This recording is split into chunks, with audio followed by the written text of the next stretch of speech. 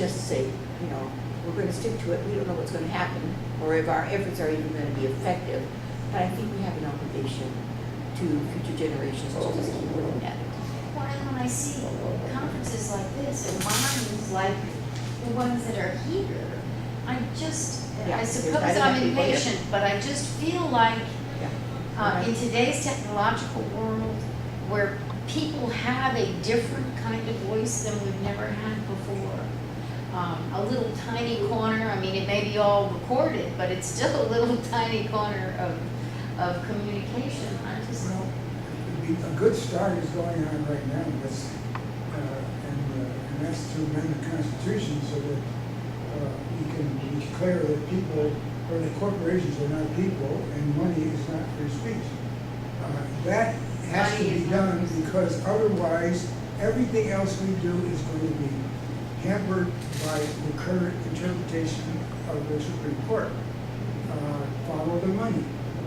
You know, they can hire and pay well-meaning, smart people to work full-time, dumbing down information and outflanking every conference like this. Yes, and it's exciting to see that stuff really getting some legs lately. It is very exciting. Matt But Cole- I disagree with you, actually, Oh, that good. the corporations are never going to change.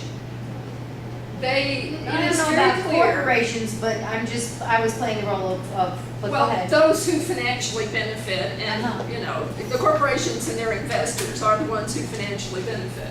And obviously, they're digging in their heels. We own, you know, we the big power, the corporations in general, especially the fossil fuel and the nuclear power people, own a lot of old technologies that are going to have to become passé, that are becoming passé, and they're scared to death they're going to lose their investment. But if they don't reinvest into green, into survivable energy and technology and all that, they certainly will lose their investment, and they're coming to know that. So there has to be an incentive. That was what I was saying. But what Well, who incentive gets is- them? You know, what The is incentive is, I mean, yes, we want government incentives from bills and stuff, and we can push those things. And zillions of people in the streets saying, hell no, you can't build another nuclear power plant or whatever. All those are good incentives.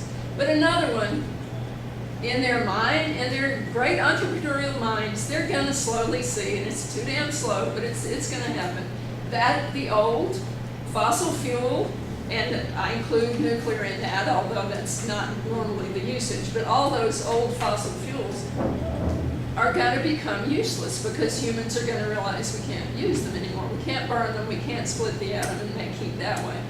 We just can't do those things anymore.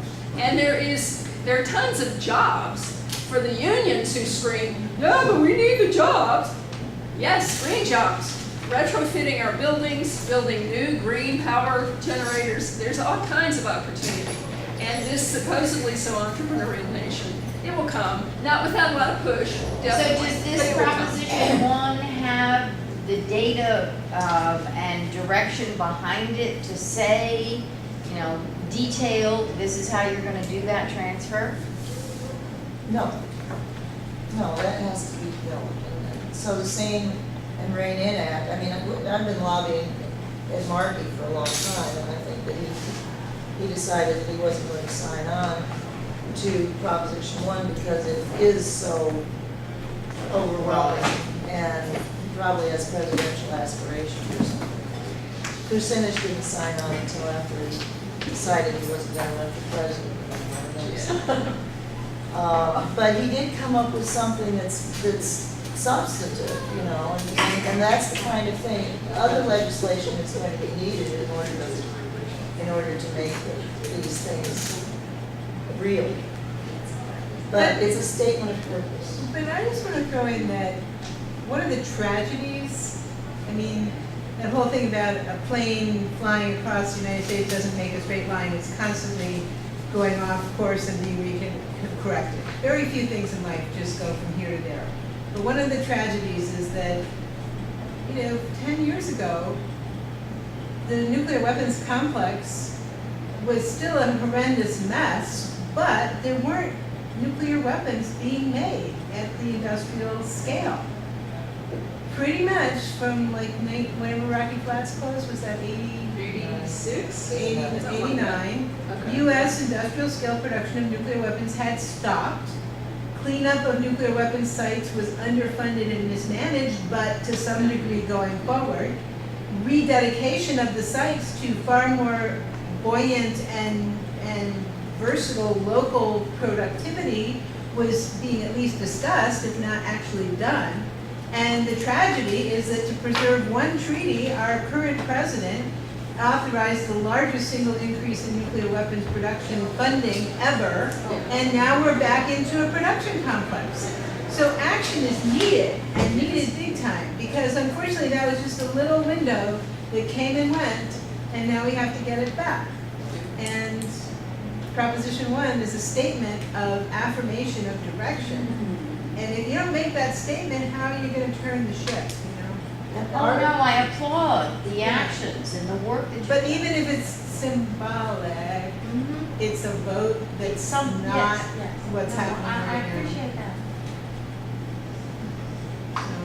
And with regard to the research and how to, it was called back in the late 80s, early 90s, economic conversion. The idea that, yes, we don't want to throw the nuclear weapons workers or the nuclear power plant workers out on the street without jobs. We want to convert their jobs to decent jobs, like affirming jobs, even cleanup jobs, as long as they're well protected and well trained. There's plenty of that to be done. They can have lifetime jobs doing those things. So it can be done, and basically the idea in the late 80s, early 90s was that the government has a responsibility to fund the transition, to help those workers, to pay them while they're being educated, not to just throw them to their own devices to figure out how to get a green job, but to help them get there.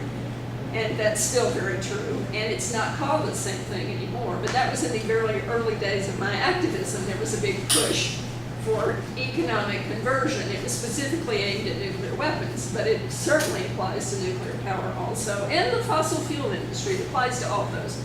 Workers are terrified of losing jobs in the terrible economy. Of course they are.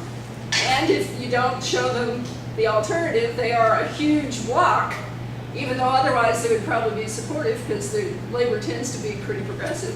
But if it's their jobs at risk, So you gotta show them the alternative. Are we 15 minutes behind? 1980s. Yeah. Basically, we started 15 minutes late. Yes. The 1980s in the economic conversion era, and we thought we had achieved economic conversion under Clinton.